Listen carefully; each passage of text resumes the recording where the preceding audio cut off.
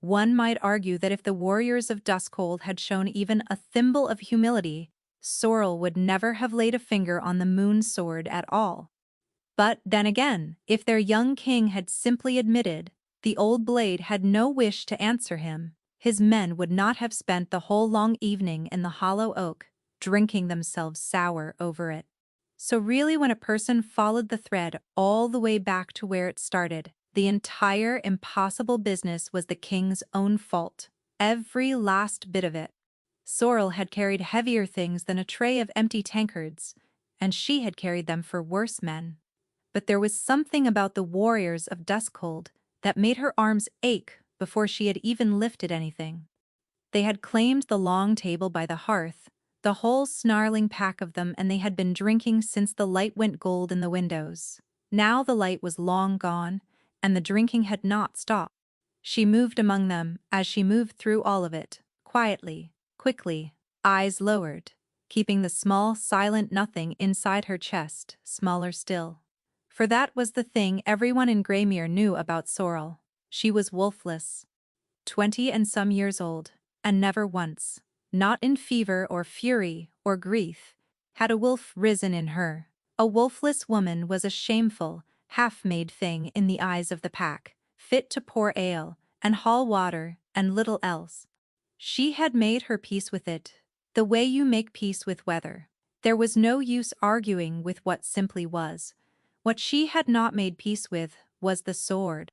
It stood in the old hearthstone at the back of the taproom, buried to the crossguard in a slab of black rock that had been there longer than the inn built around it. The moon sword. Forged, so the tales went, for Halawick, the first Alpha King, and set into that stone when he died so that only the moon-chosen might draw it again. Kings came to try. They had been coming for hundreds of years, and every one of them had gone away with a wrenched shoulder and a careful smile, and the blade had never so much as shivered. King Corvin had come that very morning. Sorrel had not watched. She had heard it, though, through the floor, the crowd and the horns, and then the long ugly silence that meant the sword had refused him.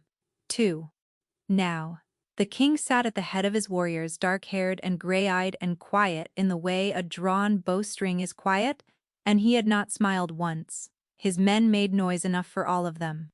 "Another," said the broad one, Dagon, snapping his fingers without looking at her. He had been the loudest all night.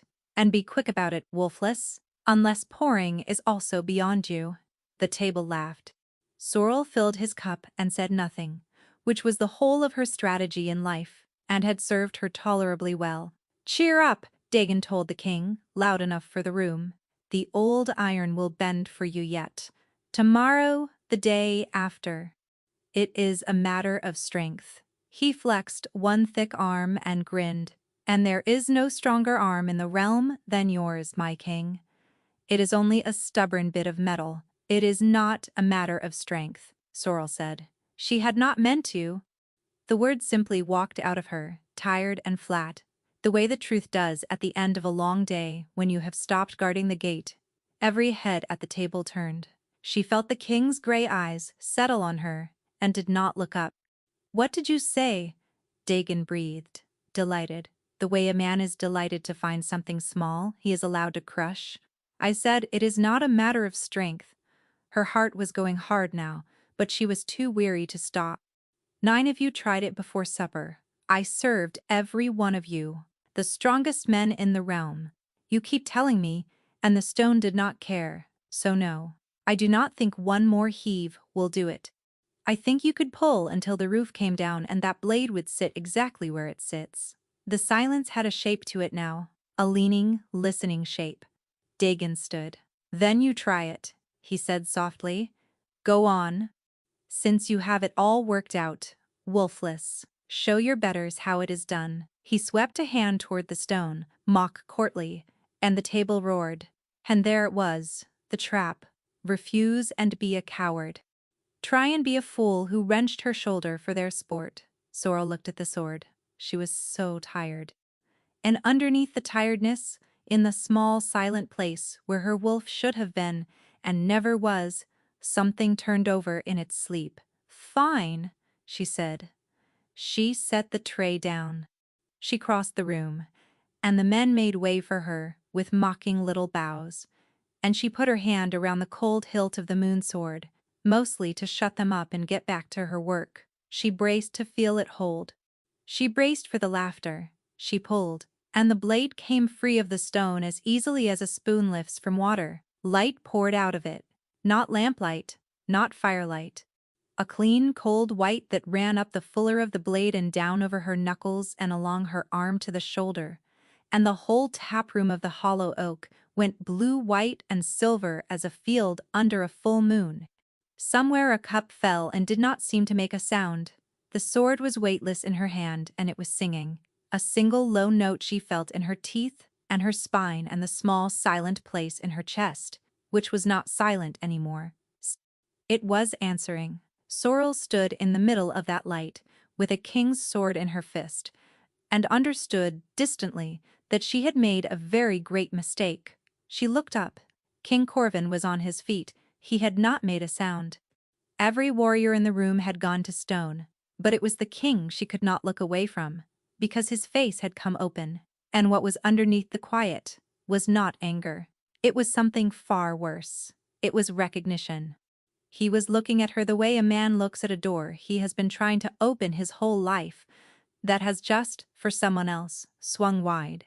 "Put it down," he said, very low, very careful. "Whatever you do, girl, do not put it down."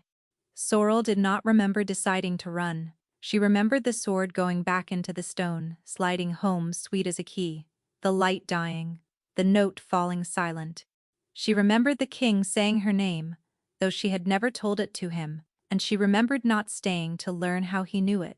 Then she was out the back of the hollow oak with her heart slamming and the cold night air like a slap, and she did not stop until she reached the woodshed and put her back against it and slid down into the dirt, wolfless. She had lifted the moon sword of Halwick and she was wolfless, and both of those things could not be true, and yet her hand still hummed where the hilt had been. All her life, she had been the empty one, the girl the pack looked through, and she had learned to make herself small enough to fit that emptiness. Now, the emptiness had made a sound. It had answered the blade with a note of its own, and she did not know whether to weep with relief or terror, so she did neither. She only sat in the cold dirt and shook. That was where Alder found her. He had run the hollow oak since before she could remember, a broad, quiet man, with gray in his beard and a limp he never explained, and he had taken her in as a foundling when no one else in Greymere would touch a child with no wolf in her. He crouched in front of her now, and his big hands were gentle on her shoulders, and his face was doing something she had never seen it do before. It was afraid. "Tell me it is a tale," he said. "Tell me the whole town is drunk and dreaming. I do not know what happened. You lifted it." He said it the way you say a word, in a language you hoped never to speak. "You drew the blade of the first king child in front of Corvin of Duskhold, and every wolf he brought with him. It came out of the stone. I did not do anything. It just—" She stopped, because there were no words for the way it had answered her. Alder sat back on his heels. For a long moment, he stared past her into the dark, and she had the strange sense that he was not seeing the woodshed at all, but something far off and long ago. Then he seemed to gather himself. "Listen to me," he said. "The lifting is not a trick, and it is not luck. There is a law older than the crown, older than Duskhold. The moon sword names its own bearer, not the strongest, not the highest born. And whoever it names," his jaw worked, "belongs to the blade, and to the one who wears the crown, from that hour until they die. That is the law of Hallowick. That is why kings come to draw it and go away, grateful they could not." Sorrel felt the cold go all the way down. Grateful. A king who cannot lift it keeps his freedom. A king who lifts it is bound to the sword and the sword to him, for good and ill. And there is no unbinding it. He looked at her and the fear in his face had a new edge now. "But you are not a king, child. You are a serving girl with no wolf, and you have just done the one thing no living soul was meant to do again." Do you understand what that makes you? No, she whispered. A problem, said Alder, that a great many powerful people will want solved. I am nobody, Sorrel said, and heard how thin it came out. I pour ale. I have no wolf. Whatever the sword did, it can undo. It made a mistake. Stones make mistakes. The moon sword does not make mistakes. Alder's voice had gone very quiet, and there was something under the fear now that she could not read, something almost like grief. It has slept in that stone your whole life, child. It has slept there through 9 kings and every fool who ever heaved at it. And tonight, for the first time in longer than the tales can count, it woke. For you. He reached out and turned her hand over the one that still hummed, and looked at the palm as though he expected to find a mark burned into it. Whatever you're not nobody. You never were. I have known it since the night I found you, and I have spent every year since praying no one else would. That frightened her more than anything he had said. What do you mean, praying? Alder, what am I? But he only closed her fingers gently over her palm, and would not answer. She thought of the king's face in the blue-white light. Recognition. Do not put it down. The king looked. She started, and could not finish. The king, Alder said grimly, has a crown the old houses already whisper is not truly his, because the blade would not answer him. And now, the blade has answered a wolfless girl who pours his ale. He shook his head slowly. There are only 2 ways that ends for you. He uses it, or he buries it, and a wise man would not wager on which. From the front of the inn came Wenna's voice, sharp and high, saying something Sorrel could not make out. Wenna, who had waited tables beside her for 6 years and was frightened of nothing, sounded frightened now. Then Sorrel heard the other thing under it, a horn, far off on the dusk-cold road, low and long. A great many hooves, coming fast. Coming here. Alder was on his feet, hauling her up by the arm. The cellar, he said. Now, there is a door behind the ale casks. It lets onto the lane. You go, and you do not stop until... Until where? She was shaking. Alder, there is nowhere. The whole realm saw. The horn sounded again. Closer, under her feet. She could feel the ground beginning to shudder with the weight of riders. Wenna came flying through the back door, white as a bone. Sorrel, she gasped. It is him. He has ridden through the night. He is at the gate with 40 warriors and he is asking for you by name. And then there was no more time to run, because the door of the hollow oak boomed open on its hinges, and the King of Duskhold stood in it, filling it shoulder to shoulder, gray eyes going straight to her across the whole crowded room as if he had always known exactly where she would be. The room emptied of sound. Every wolf in the hollow oak dropped their gaze and their shoulders at once, bending toward the king, the way grass bends before wind, and Sorrel felt the pull of it herself, the sheer animal weight of a true alpha filling a space, until there was no room left in it for anyone's will but his. She locked her knees and did not bow. She could not have said why. Perhaps because bowing felt like the last thing she still owned. Corvin crossed to her. He did not hurry. He never seemed to hurry, and yet the distance closed all the same. And then he was standing over her, near enough that she had to tip her head back to hold his eyes, and near enough to catch his scent under the road dust, cold and clean, like snow and cut cedar. Something in the hollow place, beneath her ribs, leaned toward it before she caught the traitor thing and hauled it back. You ran, he said. You are very fast, for a man who could not lift a sword this morning. She heard Wenna make a small dying sound. A muscle moved at the corner of the king's mouth, that on a lesser man she might have called a smile.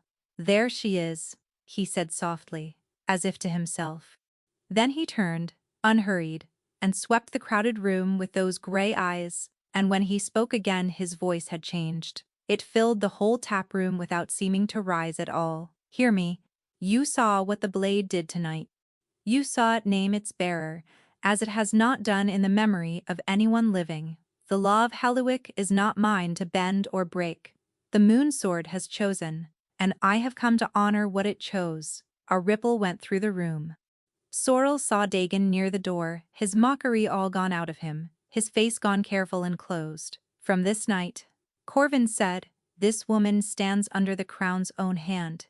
My sword and my hearth are hers. Any wolf who lifts blade or breath against her, lifts it against me." He let that settle. Then he looked back down at Sorrel, and only she was close enough to see that the warmth had never reached his eyes at all. "Is that not so, bearer? You accept the honor the moon has done you." And there it was, laid down neat as a snare. She understood it all at once. The way you understand thin ice, the moment it starts to give. If she said no, if she named it the accident it was, then the blade had answered a girl who did not even want it, and his failed draw that morning became the true story. And a king the old houses already doubted was finished. If she said yes, the wild impossible thing turned into fate, into law, into something that made him look chosen after all, standing beside the one the moon had marked. He was not saving her. He was drowning, and she was the spar that had floated past, and he meant to hold on with both hands. Every soul in the room was watching her mouth. "I accept," Sorrel said. The taproom breathed out. Corvin inclined his head, gracious, kingly, and offered her his arm as if she were a lady and not a serving girl with ale on her apron. And she took it because there was a room full of witnesses and no earthly choice, and his forearm was warm and hard as oak under her hand. They put her on a horse. Alder tried to reach her at the last, shouldering through the warriors, and a wall of dusk-cold shoulders turned him back, easy as a tide turning a stick, and the last she saw of him was his face in the torchlight, watching her go, wearing an expression she was too frightened to name, and would spend a long time afterward wishing she had. The king rode close beside her through the black country, his men strung out ahead and behind, and for a long while neither of them spoke. The moon was down, the road unspooled, pale and empty. "You knew my name," she said at last. "In the inn, I never gave it." "No," he agreed. He did not explain. "That is not an answer." "No," he said again, and this time she was almost certain it was a smile, and she hated how much she wanted to see it properly. "You are not what I expected," he said. After a while, "You expected a wolfless serving girl who could lift your sword," she said. "I would love to know what that looks like in a man's head before he meets her." "Smaller," he admitted. "Quieter. Easier to move." He glanced at her sidelong, and the dark did nothing to hide how closely he was watching her. "I am revising the whole of it as we ride." She did not know what to do with that, so she looked at the road and said nothing, which had always been her strategy, and which was already failing her badly where this man was concerned. They rode on. When the walls of Duskhold rose out of the dark at last, vast and black against the paling sky, he leaned toward her, and his voice dropped so low that only she could catch it under the noise of the horses. "When we are inside," he said, "you will be asked how it felt. When the blade woke, they will all want to know." His gray eyes held hers, and every trace of the easy king was gone from them. "Whatever you felt, bearer, or did not feel, you will say it felt like coming home. You will say it felt like fate, and you will say it to no one but me, that it did not." Sorrel went cold to the bone, because she had told no living soul the truth, that the sword had not felt like fate at all, only like a door she had opened by mistake, and somehow he already knew it. The gates of Duskhold swung open to take them in, and as they closed again behind her, heavy and final, iron on iron, Sorrel understood that she had not been rescued at all. She had been captured, and she still did not know by what. For 3 days, Sorrel lived in the strange country between servant and lady, and belonged to neither. They had given her a room with a real window and a bed so soft she could not sleep in it, and dresses of fine ashen wool, and a tight-lipped woman to lace her into them who never once met her eyes. No one told her what she was. The warriors watched her pass in the corridors with flat, unfriendly stares. The court went quiet when she came near, and loud again the moment she was by, And more than once, she caught the word pretender drifting after her, and could never tell whether they meant her or the man who had brought her here. She missed the hollow oak with an ache that surprised her. She missed the weight of a full tray, the shape of a day she understood, the plain, ugly honesty of drunk men who told you exactly what they wanted. Here everyone wanted something and no one said it, and she had no work to do with her hands. And a person with no work and no wolf and no friends discovers very quickly how much of herself she had built out of being useful. Only one soul in the whole cold pile of dusk cold treated her like a person, and that was a young warrior named Evo, barely past his first shift by the look of him, who had been set to guard her door and plainly thought it the dullest duty in the realm. He brought her bread when she forgot to eat. He told her which lords to avoid and which to fear, which were not always the same lords. On the second night, he admitted, going red to the ears, that he had been in the hollow oak the night she lifted the blade, and had not stopped thinking of it since. "It chose you," he said, as though it were the most wonderful thing in all the world. And Sorrel had not the heart to tell him it felt a great deal more like being chosen the way a hook chooses a fish. On the third night, they came for her. Not to harm her, a steward with a lamp, two silent warriors, a long walk down through the sleeping, keep to a part of it she had never seen. They left her at a great door of black wood, and did not follow her in. The hall of the first king was cold and vast, and lit by a single shaft of moonlight from a slit high in the wall, and at the far end of it, set into a new slab of black stone, stood the moon sword. She felt it before she saw it, the low note waking in her chest. That answering hum she had spent 3 days trying to persuade herself she had imagined. It was worse, up close. It was almost sweet. It calls to you. Corvin stood in the shadow of a pillar, and she wondered how long he had been watching her face do whatever it had done. He came forward into the moonlight, dressed not as a king now, but in a dark shirt open at the throat, and he looked younger and more tired than he had on the road. "You brought me here to watch me flinch at your sword," she said. "Is this to be a nightly amusement? I brought you here because it is the one room in this keep where no one is listening. Then you have something to say you do not want heard. Say it." He studied her a long moment. Then, unexpectedly, he told her the truth. "My father held this throne 30 years, and the sword refused him every one of them, and no one dared say aloud what that meant. When he died, they told the realm it was his heart." Corvin's jaw tightened. "I do not believe it was his heart. I believe a man in this keep decided the old king had reigned long enough, and I believe the same man, or his friends, have since decided the same of me. I have worn the crown 2 years. In that time there have been 4 attempts on my life. A crown the moon will not bless is a crown any hungry house feels free to reach for." He looked at her.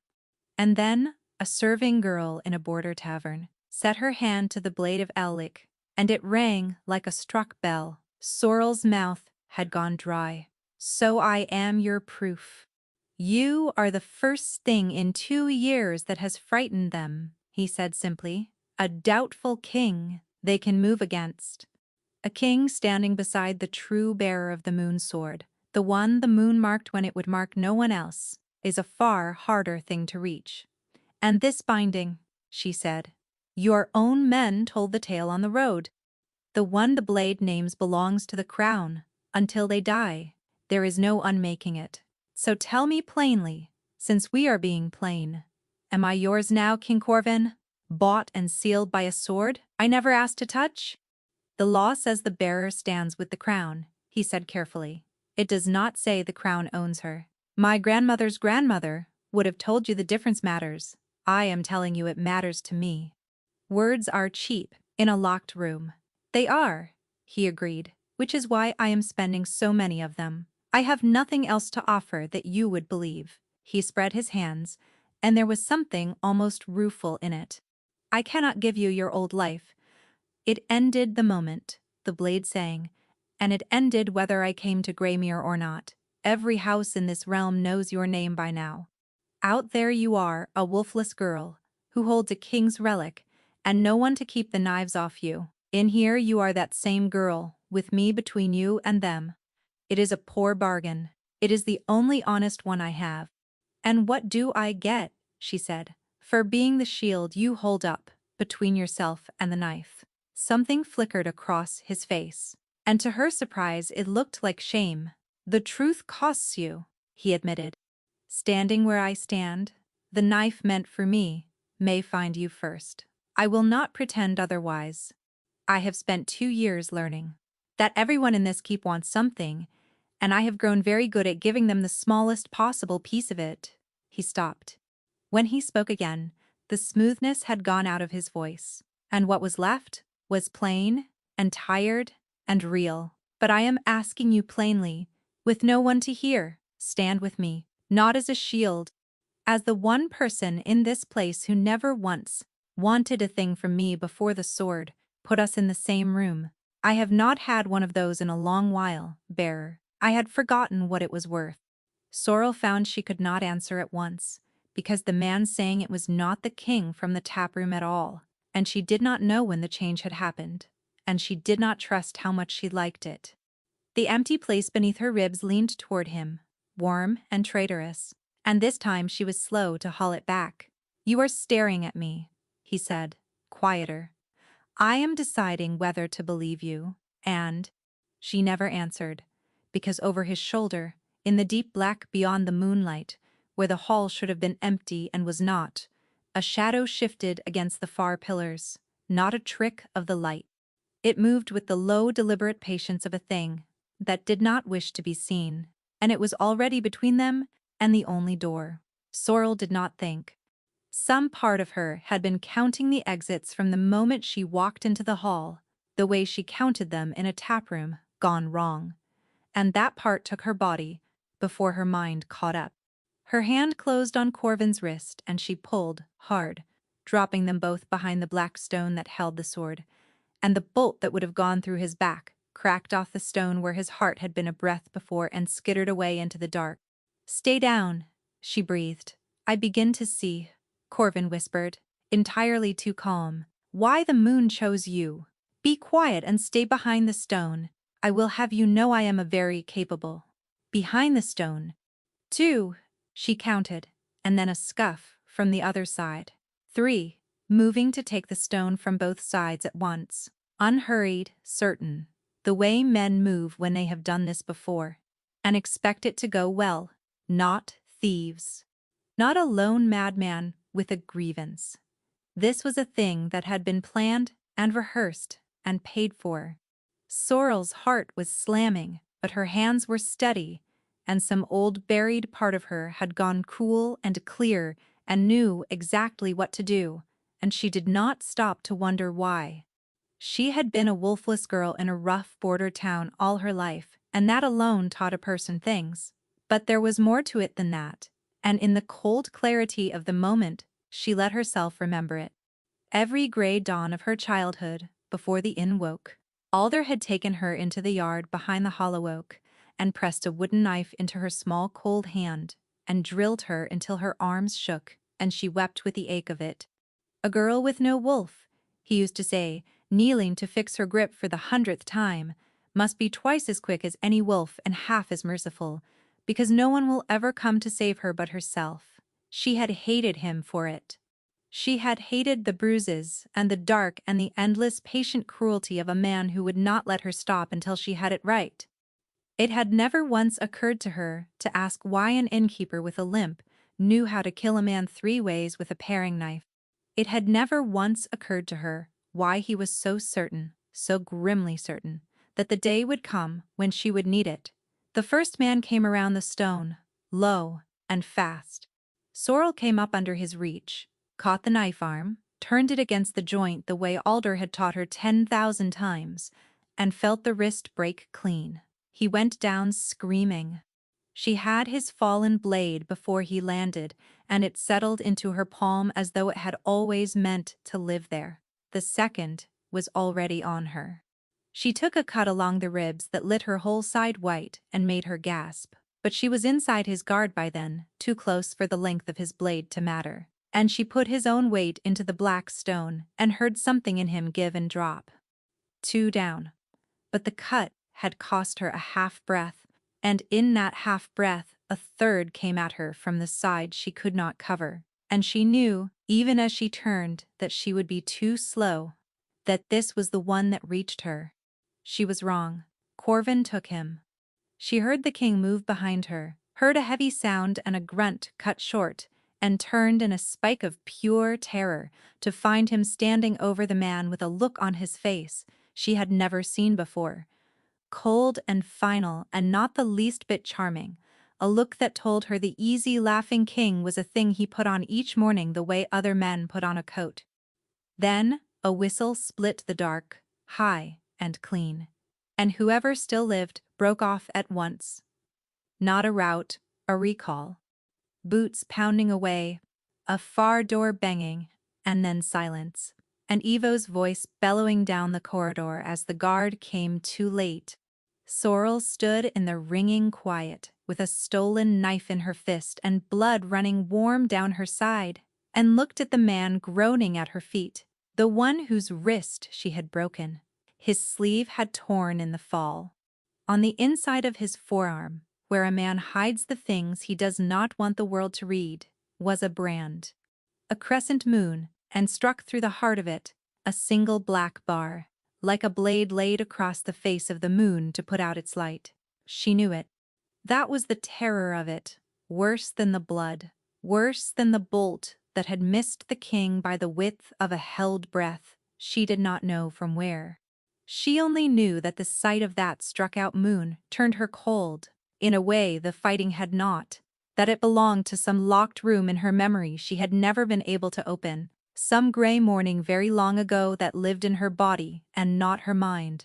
Her free hand rose to her own collarbone without her telling it to a spot just under the bone where, since before she could remember, the skin had always been a shade paler than the rest, a mark Alder had told her once was only a birth stain and nothing more, and had never let her speak of again. "Take him alive," Corvin was saying to Ivo sharp. "Alive. Do you hear me?" But when Sorrel looked down again, the man had gone, still slipped past their questions for good, his eyes flat and far, and the crescent, with the bar through it, was the last thing left in the world that he would ever tell them anything at all. "Old moon, keep us," Evo whispered, staring at the brand. "That is an old mark. That is a very old mark." Corvin said nothing. But Sorrel, watching his face in the moonlight, saw that he knew exactly what it was, and that it frightened even him, and that he had no intention whatsoever of telling her what it meant. The cut along her ribs healed to a thin pink line, and the weeks folded one into another, and somewhere in them, without her ever deciding to, Sorrel stopped watching Corvin for the lie, and started simply watching Corvin. She told herself it was strategy. Someone in this keep had put a brand of a struck-out moon on the men they sent to kill him, and the king would not name it, so she would learn it herself. She haunted the archive. She read until her eyes burned, chasing the history of the blade she carried, and the more she read, the less the tales agreed with themselves. For here was the thing, the singers never sang. Every account agreed, in the same smooth, confident words, that the moon sword had slept untouched in its stone since Hallowik died, waiting all the long centuries for a worthy hand. It was a lovely story. It was also, Sorrel came slowly to understand, a lie built as carefully as a wall, each stone laid to hold up the ones around it. Because in the oldest ledger on the deepest shelf, in a hand no minstrel had ever polished, in ink gone brown as old blood, she found a different story. There had been a bearer before her, not centuries gone. Only some 20 years past, in the reign of Corvan's father, a woman had set her hand to the blade, and drawn it, and been named, and been brought to Duskhold exactly as Sorrel had been brought, under guard and under honor, which she was learning were often the same thing, wearing two faces. The ledger noted her arrival, It noted robes ordered for her, and a chamber prepared, and a place laid at the high table. And then, one winter later, every mention of her stopped, all at once, mid-page, mid-season, as though a hand had reached into the record and lifted her cleanly out of it. No death recorded, no leaving. Not even a name left behind, only the shape of where a name had been scraped away. The corner of the last leaf was torn, and along the final line before the silence began, someone had written 4 words in a small shaking hand, pressed so hard the quill had near gone through the page. They did not sing her. Sorrel sat a long time with that. In the cold of the archive, she thought of the brand on the dead man's arm, the moon with the bar struck through it, the light put out. She thought of the pale mark under her own collarbone that Alder would never let her name.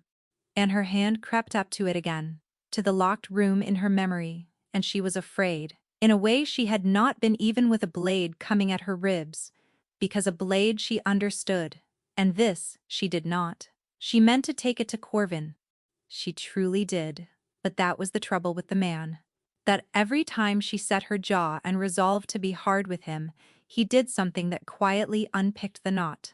He learned she had not been sleeping, and came himself at the cold turn of the night, with 2 cups of spiced wine, and no crown, and no purpose. She could name but to fold himself onto the sill of the tower window across from her, and argue about nothing until she laughed despite herself. He asked her what the border had been like, and then, rarer and stranger, he listened to the answer, his gray eyes steady on her face, as though a serving girl's account of a serving girl's life were a thing worth the attention of a king. He wanted to know about Alder, about the oak, about the winters. He wanted to know what she had wanted before the sword, when she had still been allowed to want small, ordinary things. And once, very late, with the wine low and the fire lower, he told her about his father, about being a boy who worshipped a cold man, about being 19 years old and crowned in a single gray afternoon and expected, from that hour, to be certain of everything, when in truth he had been certain of nothing at all, and had simply learned to wear certainty, like the coat she had seen him take off in the moonlit hall. He did not perform it.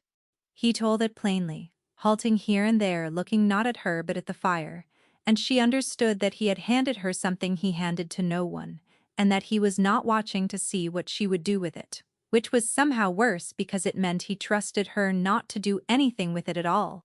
What she did with it was fall, quietly and completely, the way the wolfless do everything, without a sound. It came to a head in the tower, on a night the wind was up. He had reached to take the empty cup from her hands, and neither of them let go of it, and the small, cold distance they had been keeping for weeks simply was not there anymore. "Whatever else in this keep is a lie," she heard herself say. "I need to know that this is not. Ask me," Corvin said. His voice had gone rough. "Whatever it is, ask me and I will tell you true. Do you want me? Or do you want the sword the moon put in my hand?" He set the cup down very carefully, as though it were the only careful thing left in him. Then he took her face in both his hands, and when he kissed her, there was nothing of the king in it at all. No strategy, no smooth practiced grace. Only a man who had been holding himself still for weeks and had finally stopped. She felt the truth of it come off him in a wave, plain and helpless, and aimed at her and only her. And it undid her more thoroughly than any clever word could have. She held on to him, and he held on to her. And the wind took the tower, and for a long while there were no lies in the whole of Duskhold, because there was no room for them. She had been wanted for the sword. She had been wanted for her quick hands and her quiet mouth. She had never once in her life been wanted simply for herself, and she let herself, for once in her guarded life, be held. Afterward she lay against his chest in the dark, and listened to his heart go slow, his fingers moving idle through her hair, and she thought, with a kind of wonder that frightened her, that she was happy. That was the word. She turned it over, distrustful, and could not make it be anything else. And then, from the hall of the first king, 3 floors below, and behind a great door of black wood, the moon sword began to sing. Not the small answering hum she carried in her chest. A true note, deep and rising, rolling up through the stone of the keep until she felt it in the bed beneath her and the bones of her skull. A sound the blade had made for no one, not once in all the weeks she had lived here. Corvin went rigid beneath her. In the dark, his eyes found hers, wide and pale, and for the first time since she had known him, wholly without an answer. "That has never happened," he said. "Sorrel, that has never once happened." The blade sang for a long time that night, and neither of them slept. They had gone down to the hall of the first king with a lamp, and their clothes half laced, and the moment Sorrel laid her hand to the hilt, the singing had gentled, sinking back into the small answering hum she knew, as though the sword had only wanted to be sure she was still there. Corvin stood a pace behind her in the dark and did not touch it, and when she turned she found him watching her with an expression she had no name for, part wonder and part something closer to dread. "It has never sung," he said again quietly. "Not for the bearers in the old tales. Not for anyone. I have read every account there is. It answers a hand once, and then it sleeps. It does not do this." He looked at the blade, then at her. "Something is waking in you, Sorrel, and I do not think it is only the sword." She did not understand what he meant until the days that followed, and then she understood it far too well. It began as warmth. A low, steady warmth in the silent place in her chest, the place that had been empty her whole life and had made its first sound the night she drew the blade. Now it was never quite silent. When Corvin was near she felt him, not his thoughts, but the weather of him, the shape of his mood, coming to her the way you feel the sun move behind clouds without looking up. She woke one morning gladdened for no reason and knew, before she was fully awake, that somewhere in the keep he was glad. She felt his worry in the council hours like a stone in her own stomach. Once, across a crowded hall, she felt him notice her, a bright private turning of attention, and her face went hot in front of 40 strangers. She knew what it was. Everyone raised in a wolf town knew the shape of that story, even if they had no wolf themselves. A bond. The true kind, the kind the singers made their living on. 2 souls the moon had turned to face each other. And it was setting in her, a wolfless woman, which was not supposed to be possible, and it terrified her past all reason. Worse than the fear was the closeness of it. She had spent her whole life behind a locked door, small and quiet and unreadable, and it had kept her safe. Now there was a man in the world who could feel the weather of her heart from 3 floors away, who would know the instant she softened toward him, the instant she wavered, the instant she wanted. She had never been so seen in her life, and she did not know how to bear being seen, because everyone who had ever looked at her closely had, in the end, wanted the use of her, because a bond did not ask.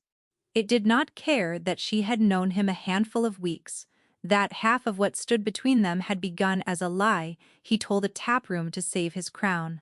It simply reached into her and tied a knot she could not untie and handed the other end of the rope to a king. She thought of the woman in the ledger brought to dusk cold under honor, sung about by no one. She thought of every soul who had ever wanted her and wanted the use of her in the same breath, and she did the thing she had always done. When something reached for the soft middle of her, she closed the door on it. "Whatever you think is happening," she told him, careful and cool, when he asked her why she had gone so quiet. "It is the sword, not me. The blade calls and my blood answers. That is all it is. I feel nothing I would call a bond." She watched the words land. She watched him go still, and then smooth it over, the old easy mask sliding back down over the open face he had been wearing for weeks, and she hated herself. And she did it anyway, because a wound she chose was better than one that chose her, and because if she never named the thing aloud, then perhaps it could not finish setting. Perhaps she could still get free before the knot pulled tight. He did not press.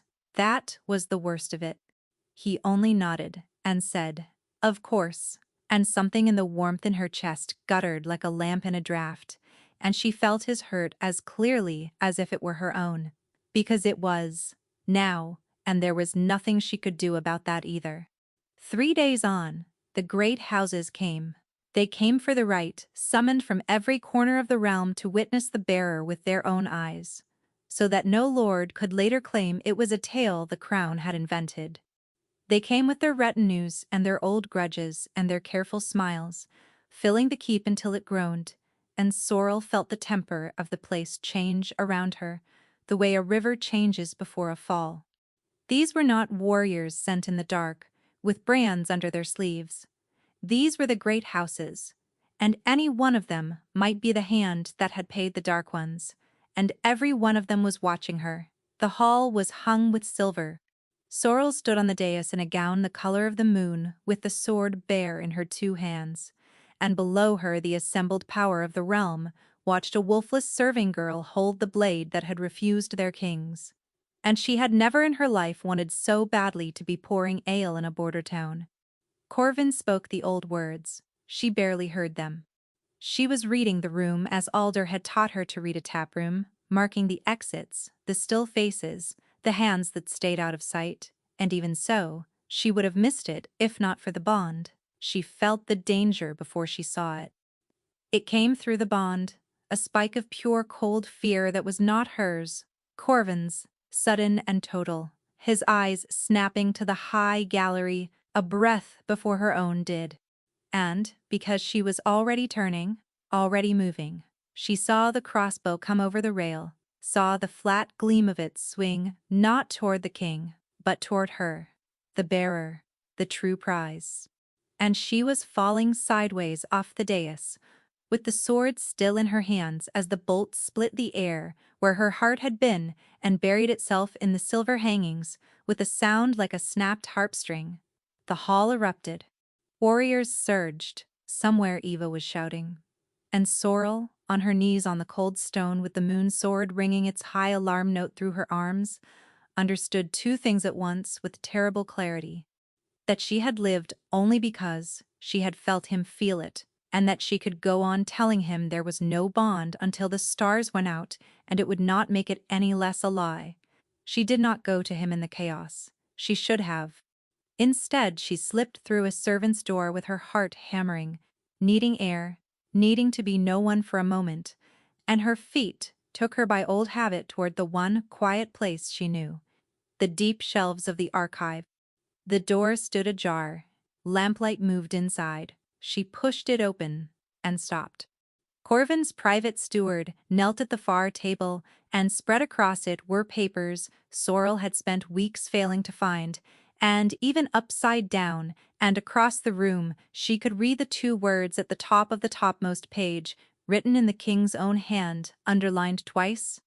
Gremir, Alder. She did not remember crossing the room. She was simply there, her hand flat on the papers, and the steward was stammering something and then fleeing, and she was alone with the king's secret spread out under the lamp. There was a great deal of it. There were reports in a dozen hands, some of them years old, the paper soft with handling. There was a map of Gremir with the hollow oak marked in the king's own ink, and a smaller mark beside it she did not understand. There was a page listing the attempts on Corvin's life dates and places set down cold, and beside, 3 of them, in the margin, the same small drawing she had seen branded into a dead man's arm, a crescent with a bar struck through it. And there was Alder's name, again and again, on page after page. Alder, who had run a border inn for 20 years and raised a foundling with no wolf, and taught her to kill a man 3 ways with a paring knife. Alder, who according to these pages, had once been called something else entirely, a captain's name, a war name, and had worn the colors of a house Sorrel had only ever heard spoken the way you speak of a plague year, house right. I meant to tell you. Corvin stood in the doorway. He had come at a run. She could feel it, his breath, quick, and under it, through the bond, a dread so large it dwarfed the fear from the hall. Tell me what, she said, and her voice did not sound like her own. He came into the room slowly, as a man approaches something wounded. That I did not come to Greymere for the sword, he said. The sword was not even a hope. I came because for 2 years I have been hunting the man who murdered my father and put a struck moon on the men who have tried to finish me, and every road I followed ran back to a fallen Reich captain who vanished into a border town 20 years ago and hid himself behind an apron. He stopped. I came to Greymere to watch Alder, and there was a woman in his inn, his ward, the one soul in the world he would move heaven to protect, and I thought, if I could get close to her, I could get close to him. The floor seemed a very long way away. So you were going to use me, she said, to get to him. That was the plan I rode in with. Yes, he did not look away from her, and she gave him that much, that he did not lie now to soften it. And then you set down your tray and crossed a room full of my sneering warriors, and put your hand to the blade of Howick. And it sang, and every plan I had ever made went out of my head, because nothing in 2 years of hunting had prepared me for you. Do not, her eyes were burning, do not make it pretty. You came for him, and I was the door. The binding, the dinners, the wine on the tower, all of it. You needed me to trust you so you could reach the one man I love in this world. Say it plainly. You said you would tell me true, so tell me. Was any single hour of it real, or was it all the door? He was quiet for a long moment. Through the bond she felt him choosing, felt the truth cost him, felt him set down every clever thing he might have said. It began as the door. He said, I will not insult you by pretending otherwise. The first night in the tavern, when the blade sang, my very first thought, under the shock of it, was, here is my way in. I looked at the most astonishing thing I had ever seen, and I thought of how to use it. That is the kind of man 2 years of being hunted has made me, and I am not proud of it. He drew a breath, and then it stopped being the door. I cannot give you the hour it changed, because I did not notice it changing, which is how I know it was real. I only knew that somewhere between that first night in the hall and the wine on the tower, I had stopped thinking about Alder at all, when I was with you, and started dreading the moment I would have to tell you what I have just told you. And so, I did the coward's thing. I said nothing, and let each good day be good, and told myself there would be a better time. There is never a better time, there is only the time you are found out. And Alder is a murderer, she said. That is what all your careful pages come to. The man who fed me and taught me and sat up with me through every fever of my childhood is the monster you rode into Greymere to catch. I am telling you what the roads I followed say. Every one of them, for 2 years. Then the roads are wrong. She was shaking now, and she could not tell how much of the grief pouring through her was hers, and how much was his bleeding across the bond. And that was the most unbearable thing of all, that even her own heartbreak was no longer wholly her own. You went looking for a monster, and how strange, how very strange, that you found the one person in the whole world who is mine. The one soul who was in my corner before you ever rode into my life. How convenient for a king who needs the bearer, to have no one left to run to but him. That is not why. You do not get to tell me why. The words came cruel, and she meant them to, because cruelty was a wall, and she needed a wall between herself and the warmth still pouring toward her through the bond. The warmth that was his, and that she could not make herself stop feeling even now. You should have told me the first night in this keep. You watched me put my own body in front of a blade meant for you. You let me fall in love with you inside a lie, and you felt me do it. I know you did. I have felt you feel me. And you said nothing. You knew. Every good hour, you knew what you were keeping from me. Sorrel. She stepped back from the table, from the papers, from him. I believed you. That is the thing I cannot forgive. Not the plan, the believing. She turned for the door, and he did not try to stop her. And the not stopping was somehow the last cut of all. She went out into the dark corridor with the whole ruin of it roaring in her, and she did not see the figure waiting in the shadow of the stair until his hand closed, gentle and familiar, around her arm. And Alder's voice. The voice that had soothed every childhood terror she had ever had said softly, "There you are, child. I have been trying to reach you for days. Come away from here. Come away before he ruins you, the way he ruined your mother." She let him lead her. That was the first thing, and afterward she would be proud of it. That even shattered, even with her heart in pieces on the archive floor, some cold, clear part of her went quiet and watchful, and let Alder believe he had her. He took her to a small room off the old chapel, a place the assembling lords had left empty, and he sat her down and crouched before her, as he had in the woodshed a lifetime ago in Gremere, and his face was all worry and love, and she made herself look at it, and see the love that was surely, truly there, and see, underneath it, at last, the other thing. The watchfulness in it. The way even now, even holding her hands and murmuring comfort, some cold part of him was measuring her, weighing whether she would serve. She had seen that same look on 100 men across 100 taproom tables, men working out what they could get. She had simply never let herself see it on Alder, because to see it was to lose the one thing she had thought was hers. "Your mother," she said. "You have never once in 20 years spoken of my mother. I asked you 1,000 times. You always found a task that needed doing, to protect you." His hands were warm on hers and steady, so steady. "Sorrel, listen to me, for we have very little time, and I have kept this from you only to keep you alive. A little more than 20 years ago, the Moon Sword chose a woman, a good woman, gentle, the truest bearer in living memory. And the old king, this one's father, could not abide that the moon had blessed a nobody over him, so he took her. He kept her in this keep under honor, and when she would not bend to him, he had her killed, and had every record of her scraped away, so that no one in the realm would ever sing her name again. His voice broke on it beautifully, exactly where a voice should break. "She was your mother, child. I carried you out of this place in my own arms the night she died. I hid you, I raised you, I made you strong enough to survive what she could not, and I prayed every night of 20 years that the sword would sleep forever, so that they could never do to you what they did to her. And now this one, the son, has done exactly as his father did before him. He has bound you, and lied to you, and used you against your own blood. And the moment you cease to serve his crown, he will bury you in the very same silence.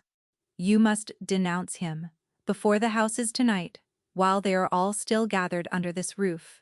The true bearer names him unfit to hold the moon's own blade, and he falls, and you live, and your mother is avenged. It is the only path left open to us. It is the only way. It was a very good story. It had a mother in it, and a wicked king, and a faithful old guardian, and it explained everything. And Sorrel sat and let it wash over her, and waited for the single thread that did not fit, because there is always one. She found it. "How did you know?" she said slowly. "The way she died?" Alder blinked. "What? You said the old king had her killed. But you also said you carried me out the night she died and hid me and never came back. So you were not here?" She lifted her eyes to his. "By your own telling, you have hidden behind an apron in a border town since before I could walk. 20 years and more, far from this keep. And yet you know she would not bend to him. You know it was the old king's own hand. You know how the records were scraped. Alder, how do you know what happened in this? Keep the night my mother died, unless you were the one who was in it." The love went out of his face. It did not crumble the way a good man's face crumbles when he is wrongly accused. It simply switched off, like a snuffed lamp, clean and total, and what was left underneath was a thing she had felt once before and never been able to place, in a locked gray room, in the oldest part of her memory, the room she had spent her whole life unable to open. It opened now, all at once, the way a door long swollen shut gives suddenly and altogether. A child in the dark, smoke and heat, and being carried fast against a broad chest. A voice above her, this voice, younger, telling her to hush. And on the forearm of the hand that reached across to cover her small eyes, so that she would not see whatever lay behind them, a mark, a crescent, and a bar struck through the heart of it. "You have your mother's habit of asking the wrong question at the worst moment," Alder said, and his voice had changed entirely. "It was you." The whole room was open now, and it was terrible, and it was true, and it was the truest thing she had ever known. "The struck moon is yours. It always was. House Reich, you did not carry me out of a fire that the old king set. You set it. You took her and you took me, and you have kept me on a shelf in a border town for 20 years, the way that blade was kept in its stone, waiting, always waiting, for the day you could draw me out and put me to use." Her breath came ragged. "You never wanted the sword to sleep. You wanted it to wake, for you, at a time of your own choosing. And I ruined all of it, did I not? I lifted it in the wrong room, in front of the wrong king. And I put myself into his hands instead of yours, before you were ready, and you have been clawing to get me back ever since." "Everything I did," Alder said, "I did to put right a throne that was stolen from better men. You are the key to it, child. You always were. That is not nothing. Most people are born to be no one." He rose, and there was a blade in his hand now, the paring knife of her childhood grown into something longer. "Denounce him tonight, and take your place, and I will forgive you this. Or do not, and I will find that the true bearer died tragically of her wounds from the assembly, and the realm will mourn, and the next one the sword wakes for will be raised somewhere. I choose more carefully." The door to the chapel hall stood open behind him. Through it, Sorrel could hear the murmur of the assembled houses. The whole power of the realm gathered a room away. And she understood the trap she was in, and she understood, with her mother's wrong question habit, and Alder's own hard training singing in her hands, exactly how to spring it the other way. "You are right," she said, and let her voice shake. "Let it break. Let him see the frightened ward he had made. Take me in. I will say the words." He smiled, and lowered the knife, and turned to lead her to the door. And that was the mistake she had trained 10,000 gray dawns to make him pay for. She took him exactly as he had taught her. Inside his reach, the wrist, the joint turning against itself, his own long knife clattering to the stone, and she wrote him down hard and put her knee where his shoulders met his neck, and her mouth to his ear as the whole assembly of the realm surged to its feet at the crash of them coming through the door. "You made these hands," she said. "You should have remembered what you made them for." Then she lifted her head to the staring lords, to the king frozen white in the doorway across the hall, and she said, loud and clear and steady, "This is the struck moon. This is the hand behind the knives, and the fire that took the last bearer, who was my mother, and whose name this realm was made to forget. Search him. You will find the crescent on his arm. And then you will sing her, every one of you, because I am done being the thing men keep on a shelf." They found the crescent on his arm, struck through with its bar, just where she had said. After that it went quickly, as such things do once the frightened powerful decide which way to jump. House Reich's few friends among the assembly went very quiet and then very loud in their loyalty to the crown. Alder, who had been 3 men in one life, a captain and an innkeeper, and the patient monster who raised her, was taken down to the cells beneath the keep, and the rot he had worked into the realm for 20 years began, thread by thread, to be pulled loose. Sorrel had done that. She held to it in the days after, when she could hold to nothing else, because she would not go back to Corvin, and it was killing her by inches. He tried. She would give him that until the day she died, that he tried, and that he never once tried the same way twice, as though he understood that a thing repeated is a thing gone stale, and that she had spent her life being handled and would smell a practiced gesture from across the keep. The first was the record. 3 days after the assembly, a page brought her a single sheet of new parchment, and on it, in the careful hand of the keep's oldest chronicler, was her mother's name, recovered from a Reich ledger down in the cells, and beneath it, the whole of her short bright life set down at last, her coming, her choosing. The manner of her death laid plain for the realm to read, and at the very bottom 4 words to answer, the 4 she had found torn and shaking in the old book. They sing her now. Sorrel wept over it in a way she had not let herself weep over anything in 20 years, and pressed it to her chest, and did not go to him. He did not send flowers. He sent instead the thing she had not known she wanted, and could not have asked for a release. A document sealed with the crown's own moon, dissolving the binding entire, declaring the bearer free of all obligation to the throne of Duskhold, free to go to Graymere, to the far edge of the map, with a guard and a purse, and the gratitude of the realm. He had given her the one thing no bearer in the long history of the blade had ever been given, the open door. She sat with it a long while and understood at last that he had set her free precisely because he loved her, that a man who wanted only the use of her would have done anything on earth but this, and she did not go to him then either, because, being proved right about him hurt worse than being wrong ever had. He did not stop the small things. He wrote to her, not often, and never once, with a plea folded inside it. A line about a supply dispute among the Eastern holdings that he thought would make her laugh, because she had told him once how the ale kegs at the Hollow Oak used to vanish somewhere between the wagon and the cellar. A question about whether her wound pained her in the cold. A note that simply said the cook had made the spiced wine again, and that he had thought of her, and left it untouched. And once, only once, a single sentence with nothing asked of her at all. I have learned that the bond runs both ways, and that closing your door does not close mine, and that I would not close mine even if the moon itself instructed me to. Wenna came up from Graymere and stayed, having declared the Hollow Oak unbearable now that both its women were gone from it, and she was less gentle than the letters. You are being a fool, she said, folding linens with the ferocity of a woman who had waited tables beside Sorrel for 6 years and had earned the right. I have known you since we were girls. You have wanted one thing your whole life, which is for someone to want you and not the use of you. That man burned every use he had for you to the ground and handed you the ashes and the road out. What more does he have to set on fire before you believe him?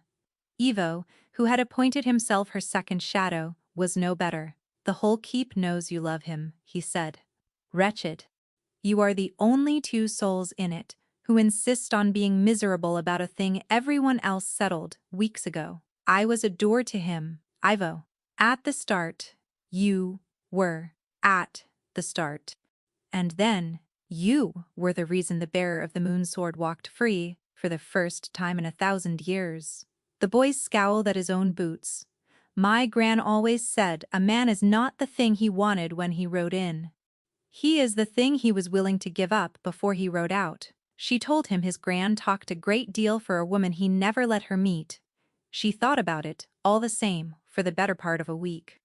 And every day the warmth in her chest, the bond she had sworn, was only the sword, stayed exactly where it was, patient, undimmed, refusing to wither no matter how firmly she shut the door on it, until she began to understand that it was never going to leave, that it had stopped being a thing that had happened to her and become simply a part of her, like her mother's ruinous habit of asking the wrong question at the worst moment.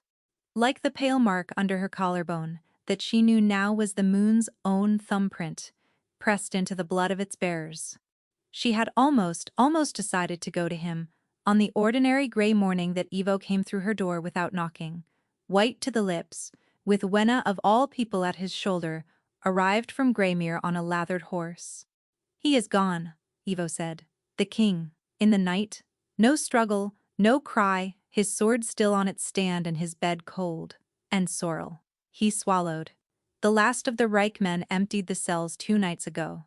They have taken him. And no one in this keep can find so much as a cent. She was moving before he finished, and she already knew how she would find him, because there was only one way left, and she had been refusing it for weeks. She stood in the cold courtyard in the gray before dawn, with the whole frightened guard milling useless around her, and she put her hand flat to her chest, over the door she had kept shut so hard for so long, and she opened it. It hit her like the sea coming through a broken wall. All of him, all at once, everything she had been holding out for weeks. Fear first.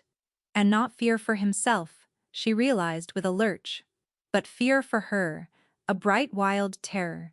That they would use him as the bait to draw her out into their hands. Then pain, the deep grinding pain of a body that had been hurt, and a mind fighting up through something thick and drugged and dark.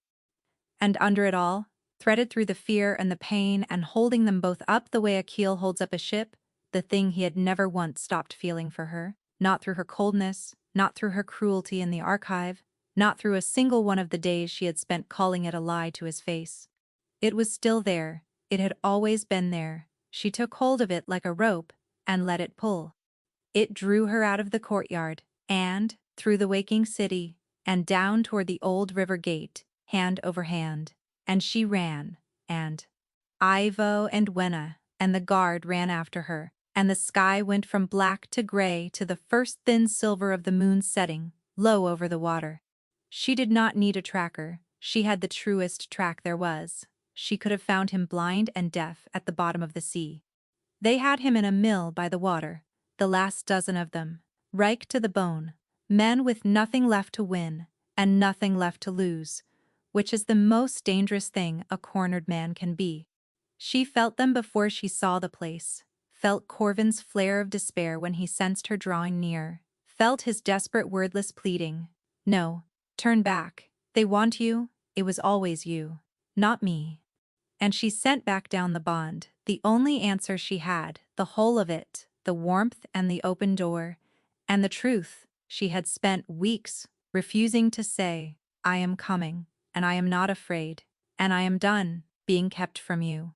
She felt it reach him, she felt him break and weep in the dark of that mill, because, after all the letters he had never asked for anything, and she had never given anything, and now at the very end, she had given him everything at once. Then the mill door, and the men inside it turning, and the blades coming up in the gray light, and Sorrel with nothing but Alder's old training and a borrowed sword and a boy at her back, against 12. It should have been the end of her. 12 desperate wolves in a closed room, and one wolfless woman with a sword she had held for a matter of weeks. She knew the arithmetic of it, even as she stepped through the door. She stepped through anyway. And perhaps it was the sight of him that did it, bound to the mill post and bloodied and lifting his heavy head to look at her with such helpless, ruinous love that it cracked the last wall she had left standing. Or perhaps the thing inside her had only ever been waiting for her to stop being afraid of it. But as the first of the Reich men came at her, the silent place in her chest, the empty place, the wolfless nothing she had been pitied and mocked and looked through for the whole of her life, tore wide open at last. And something came up out of it that had been sleeping there since the night her mother died, and a man with a struck moon on his arm carried her out through the smoke. Her wolf came. Silver as the setting moon, vast and impossible, the moon blood of the true bearers waking all at once in a serving girl from a border town, and the whole mill filled with a cold white light like the blade's own, and the men who had spent 20 years hunting the sword's blood so that they might cage it finally, at the very last. Gotta see what it was they had been hunting. It was not a thing that could be caged, it never had been. That had been their whole mistake. She did not remember all of it afterward, and she was glad of that. She remembered enough. She remembered reaching him through the wreck of the room. She remembered her own hands, human again, and shaking, working at the ropes, at the blood, at his dear stupid face. She remembered him looking up at her, drugged past sense, and grinning like the worst fool in the realm, and croaking out, "There she is." "Do not," she said, laughing and sobbing at once, dragging him up against her. "Do not you dare say something charming to me right now. Not now. I told you not to put it down." His voice was a ruin. He pressed the words into her shoulder, like a man setting down something he had carried too long. In the tavern. The very first thing I ever said to you. Whatever you do, do not put it down. I heard you. She held on to him with every part of herself. Human and wolf and bearer and woman. The whole of the self she had spent a lifetime being told was nothing at all. I heard you the first time, and I am not putting it down. Not you. Not any of it. Do you hear me? I take it back. Every cold word. Every closed door. All of it. I take it all back. Then hold on, he breathed, smiling, his eyes falling shut against her throat.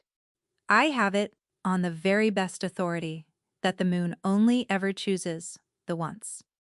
And Sorrel, kneeling in the mill light, with the king of all the realm safe, and breathing in her arms and her wolf singing in her blood at last, found that for once in her life she did not want to argue.